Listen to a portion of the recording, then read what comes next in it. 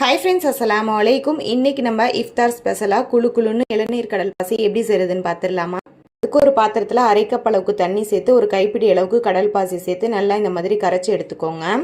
இப்போ இதில் இனிப்புக்கு தேவையான அளவு நாட்டு சக்கரை சேர்த்துக்கோங்க. இதுக்கு பதிலாக நீங்கள் ஒயிட் சுகர் கூட சேர்த்துக்கலாம். இப்போ இதில் 1/2 லிட்டர் இளநீ சேர்த்துக்கோங்க. இளநீ சேர்த்ததுக்கு அப்புறமா கொதிக்கலாம் விடக்கூடாது, ஜஸ்ட் சூடு வந்தோன்னா இறக்கிடணும். இப்போ இதை எந்த பவுலில் செட் பண்ண போறீங்களோ அதில் சேர்த்துட்டு கொஞ்சமாக இதில் நான் மாதுளம்பழம் சேர்த்துக்கிறேன். ஆப்ஷனல் தான், உங்களுக்கு விருப்பம் இருந்தால் சேர்த்துக்கோங்க, இல்லைன்னா பிளெயினாகவே வச்சுக்கலாம். இது சேர்த்தா இன்னுமே டேஸ்ட்டாக இருக்கும் சாப்பிடும்போது. இப்போ ஃப்ரிட்ஜில் ஒரு 1/2 hour வச்சு எடுத்திங்கன்னா சூப்பராக செட் ஆகி வந்துடும். நல்லா எடுத்து விட்டு இந்த மாதிரி கவிழ்த்து விட்டுக்கோங்க.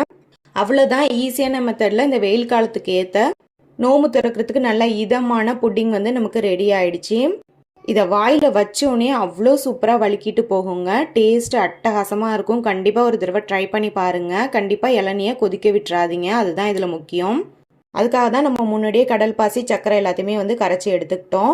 இந்த ரெசிபியை உங்கள் ஃப்ரெண்ட்ஸ் அண்ட் ஃபேமிலிக்கு நிறையா ஷேர் பண்ணிக்கோங்க. எல்லாருக்குமே யூஸ்ஃபுல்லாக இருக்கும். வீடியோ பிடிச்சிருந்தா லைக் பண்ணிவிட்டு மறக்காமல் நம்ம சேனலையும் சப்ஸ்கிரைப் பண்ணிக்கோங்க. தேங்க்ஸ் ஃபார் வாட்சிங்.